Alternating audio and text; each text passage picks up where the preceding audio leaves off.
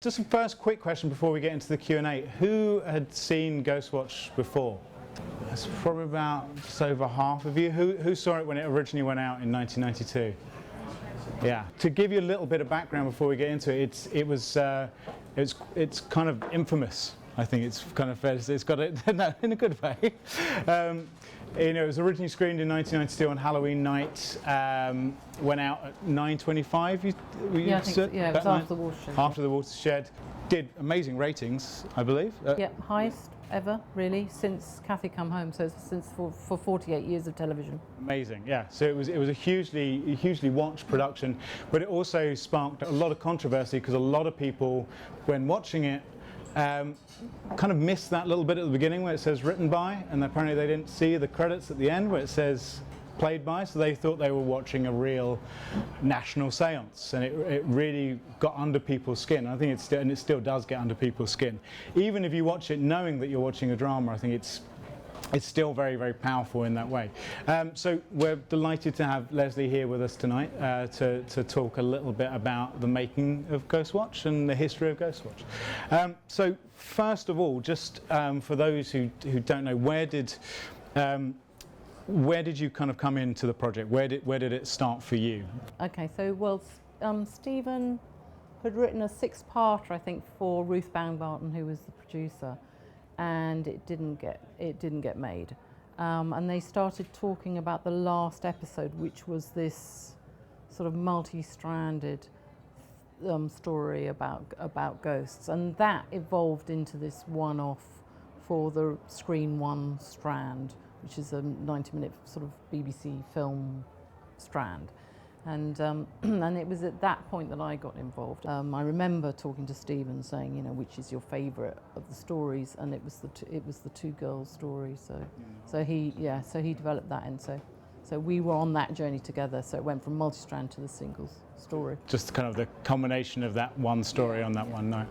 In preparing and I suppose shooting, what kind of style did you employ there, and what drama sort of conventions did you avoid? Well, we carefully researched everything that was being thrown at us from TV at the time. So I got very excited about pixelation on the face, because that was brand new, these great lumps. So I thought, oh, that's exciting. And then the page turn was brand new in Top of the Pops, because Top of the Pops were cutting edge sort of digital effects, and they just designed this page turn, page peel, so we used that. So all that sort of thing. But in terms of the actual style of storytelling, we were very much influenced by everything that was going on. I mean, it plays really well, as it feels like a live broadcast with the outside broadcast and the guys in the studio, but it was 2 different shoots, correct? Yeah. We started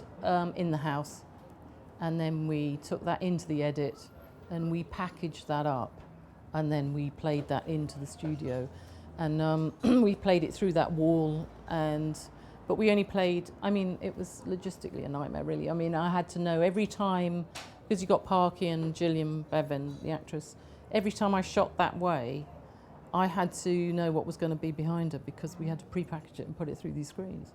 So it was like, a massive amount of thinking through how it was going to be shot. If in doubt, we could have put the Ghostwatch card up, which we did, but that many times we wanted her to react to the screen. And those TV screens that were banked up, if you went round behind, they looked just like some Heath Robertson thing that was just about to fall apart. There's all these huge cathode ray tube things stacked, and they had to feed them all to make one picture, which they'd never done before. Right. So, anyway, so it was just, massive fun, that sort of end of it. Figuring out that stuff. Yeah. With the casting of the film, because obviously there's a couple of actors playing roles, but then most characters are playing themselves. How did that come about from the pre-production and actually shooting and directing those people? Okay, so there was sort of a couple of layers of it. First off, as soon as I read the script, I said, these guys, the Vox Pop have got to be Vox Pop. So we researched at length people who had real experiences, and we used their stories. So all those stories are genuine and real people telling their stories, and the guy who's pixelated didn't want to be seen, so we pixelated him, So that's all true. Jonah Lumley was written in first off, but That's Sarah Green. as the Sarah Green's part, and then, I mean, we sort of skirted around a few well-known faces. Some people didn't want their image ruined because they thought it would destroy their sort of branding. Right. So we skirted around that. Parkinson, he was sort of a little bit anxious, but was really game for it. And Sarah Green and Mike Smith just were so into it. I mean, they just loved the whole concept and the conceit of it. And Michael Parkinson, when he was on script in rehearsal, went into automatic sort of auto cue sort of speak, which isn't his natural thing. So we threw it away and gave him the script points, and wanted to get him back to his what he's known for and what he's so brilliant at, which is that very relaxed manner, very casual, and very comfortable for whoever he's interviewing. So we really we were so desperate to get to that because that's his thing. And that's how we got to it. Of course, it put Gillian Bevan, who's a trained actress, right in the shit because she was hoping to come off cue lines like every good actress, and of course they weren't there. So she was doing, something else altogether to try and. But they were very cooperative and they worked very well together. Good. But just maybe very briefly talk about the reaction, the initial reaction when it went out, and kind of. And the reaction within the BBC and the crew. I think it really took the BBC by surprise. They had absolutely no idea. Those who saw it thought that it was, a couple of them thought it was just poor filmmaking and that it shouldn't have come through film department anyway. And I actually think Richard Brooks' boss, Jonathan Powell, he made us put written by Stephen Falk 2 days before transmission. I think he had an inkling that it might work on people a bit. Stephen and I just thought people would get maybe fooled for 10 minutes, and then they'd be, it's that. Yeah. Ruth was very, very keen that the publicity was kept down so that it had a chance of going out as a sort of live program. But to be honest, I actually didn't even I didn't have any idea how it would be received at all. I just did my best for the programme. Because we put up a phone number, we were true to that number. We were very, very true to the programme. So if we had a number, we manned it. So the BBC had their normal phone lines working, and then across the corridor we had a whole room dedicated with parapsychologists to answer the phone number that we'd put up there. So we were good like that, you know what I mean? We weren't just like everyone phoning up and going, what's it? So we had that number working, and the lines went berserk. I mean, there was something like, 72,000 phone calls in 5 minutes. I mean, there was just massive, they were jammed. Okay, any questions from anyone in the audience? Hi, Lesley. Thanks for coming in. This is the first time I'd seen Ghostwatch.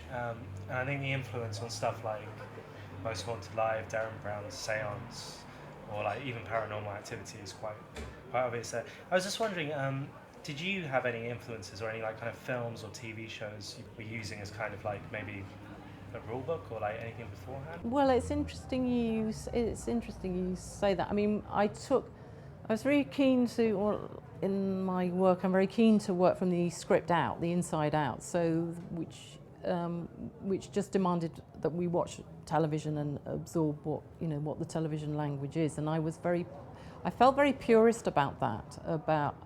I didn't want to use cameras that couldn't be used.